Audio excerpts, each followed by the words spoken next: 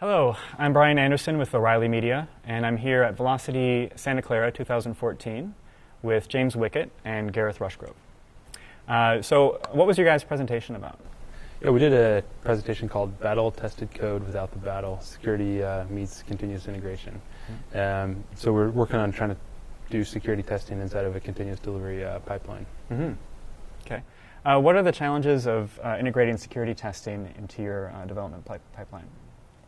Some of it's just familiarity. I think sort of security is often sort of seen as someone else's problem. There's another department to deal with that. It's at a distance. But increasingly, sort of with like the whole continuous delivery sort of like movement, we're shipping code really, really quickly, which gives us the ability to like put lots of security issues into like production, like much more often than we can do a sort of manual penetration test.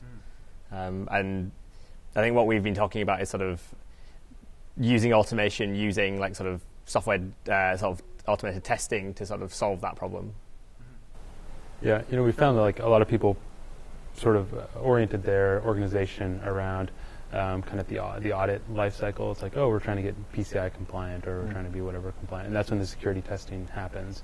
But nowadays, people are pushing code live all the time, so it makes sense to really move security up the chain and into the pipeline. I see. So you want to tighten the loop. Yeah, exactly. So what would you recommend for somebody getting started with security testing? What would be the first step? I think just it's nearly sort of like it's like you get started by getting started. Like add a step to your pipeline. Add something simple. Add something that's fast. Some of the examples we were talking about today were things like checking looking for dependencies that you're using that have known security vulnerabilities. There are lists online of those that are published and kept up to date. There are tools around sort of common dependency management tools like Bundler or NPM. They tend to be fast and beneficial. If they fail, you've probably got a problem. So like high signal to noise ratio. I see. So one barrier to implementing this sort of workflow is a cultural issue, yes? So how can you get development and operations to work more closely with security teams? Yeah, I'll take a stab at this, and I think when you look at how security is placed in the organization, and if you want to just do some estimates, maybe you have like 100 developers and maybe 10 operations folks and maybe one security person or maybe none. At that point, you really have a organizational. It's not an organization that's set up for success, right? There's just an inequitable distribution of labor across those groups. And so getting those groups to talk together, I think, can happen in a couple different ways. One is the way where you're looking at like a secure pipeline type thing, where you're putting tests into your continuous delivery system. I think also security tools. There's some that are out there that people use. Maybe your security team's using, and they have APIs or other things like that, but the operations staff doesn't know of their existence. They're feeding into different systems, and so there's an operational disconnect and there's a development disconnect. And I think trying to find ways to conjoin those, and some of the things we talked about in our talk, I think brought that.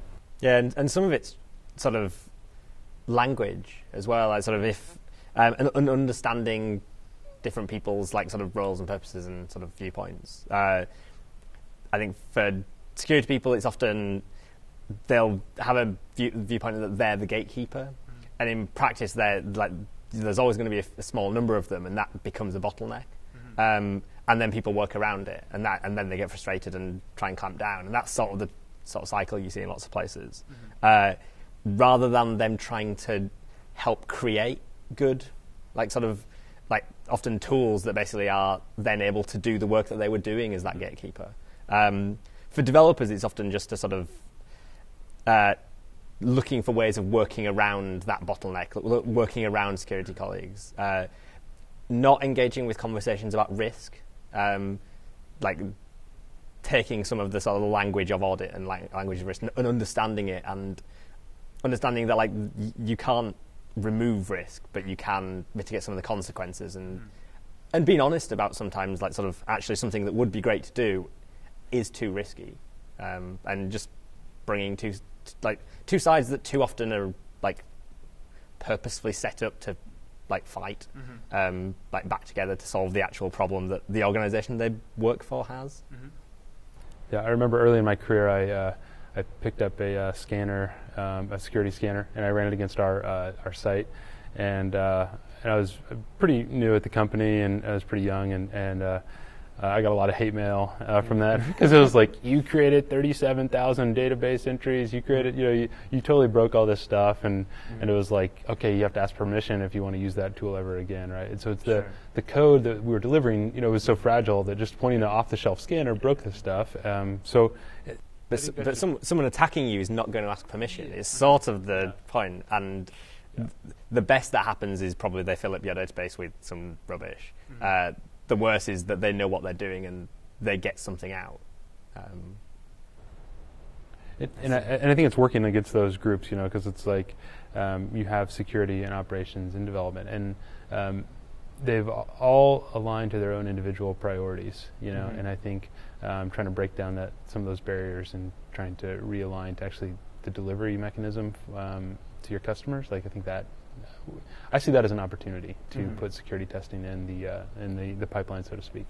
It's, I think, similar to the whole sort of infrastructure as code type model, where it's sort of often you've had sort of operations and development sort of miles apart, and the idea of sort of defining your infrastructure in a mechanism that's code is basically allowing two groups that were previously separate to come together around one thing. And this is sort of security as code. Get the parties that are interested in security looking at the same thing, not looking at their own separate silos of documents or rollout plans or whatever. I see. All right. Well, thank you very much, James and Gareth.